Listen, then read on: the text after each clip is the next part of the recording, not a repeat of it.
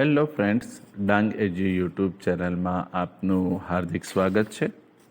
આજે હું તમને રેલવે રિક્રુટમેન્ટ બોર્ડ રેલવે ભરતીમાં નોન ટેકનિકલ સ્ટાફ ભરતીમાં 2019માં જે ફોર્મ ભરાયા હતા એનું ફર્સ્ટ ફેઝની કોલ લેટર ડાઉનલોડ કેવી રીતે કરવા એ હું આપને જણાવી દઉં. તો સૌપ્રથમ આપણે ગૂગલ ક્રોમમાં જઈને સર્ચમાં લખી દેવાનું છે RRB અહેમદાબાદ. ત્યારબાદ આપ સ્ક્રીન ઉપર જોઈ શકો છો તેમ કે RRB અહેમદાબાદ એટલે રેલવે ભરતી બોર્ડની અમદાવાદ સેક્શનની આ પ્રમાણેની લિંક ખુલશે વેબસાઇટની, જેના ઉપર આપણે ક્લિક કરવાનું છે. તો ક્લિક કરી દઈએ. ક્લિક કરતાની સાથે જ આપની સમક્ષ આપ જોઈ રહ્યા છો કે રેલવે ભરતી બોર્ડ અહેમદાબાદનું વેબસાઇટનું મેઇન પેજ ખુલી ગયું છે. મેઇન પેજ ખુલી ગયું છે. હવે નીચે સ્ક્રોલ કરતા આપ બીજા નંબરે જોઈ શકો છો કે click here to view and download your call letter, એટલે કે આ કમ્પ્યુટરની પરીક્ષાનું આપણે કોલ લેટર ડાઉનલોડ કરવાનું છે. તો એના ઉપર ક્લિક કરી દઈએ.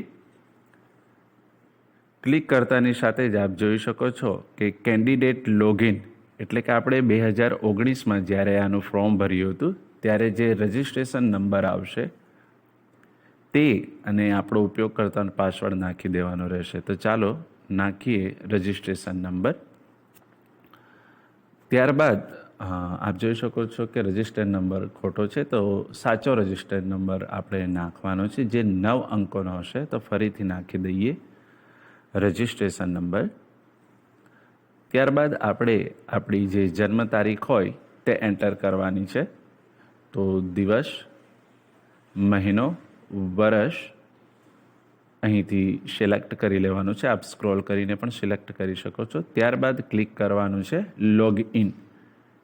લોગઇન ઉપર ક્લિક કરીશું. ત્યારબાદ આપણને આ પ્રમાણેનું એક પોપઅપ બોક્સ ખુલશે કે ઇમ્પોર્ટન્ટ નોટિસ ફોર કેન્ડિડેટ, એટલે કે આપણા માટે કેટલીક મહત્ત્વની સૂચનાઓ છે તે વાંચી લેવાની રહેશે અને કરીશું ક્લોઝ ઉપર ક્લિક.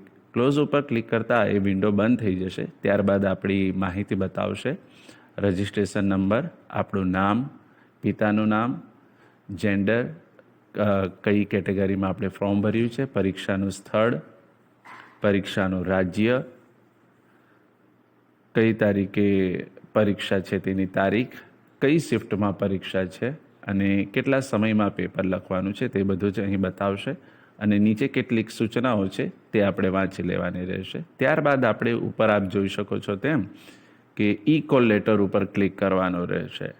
તો કરીએ ક્લિક કોલ લેટર ઉપર. આપ જોઈ શકો છો કે અહીં એક બીજું નવું પેજ ખુલ્યું છે. તેમાં સ્થળ બતાવે છે કે ઇયોન ડિજિટલ ઝોન ક્યાંનું છે, સુરતનું. પછી છે બતાવે છે તારીખ અને સમય બતાવે છે. ત્યારબાદ જમણી તરફ કોલ લેટર લખ્યું છે એના ઉપર આપણે ક્લિક કરીશું. તો ક્લિક કરી દઈએ.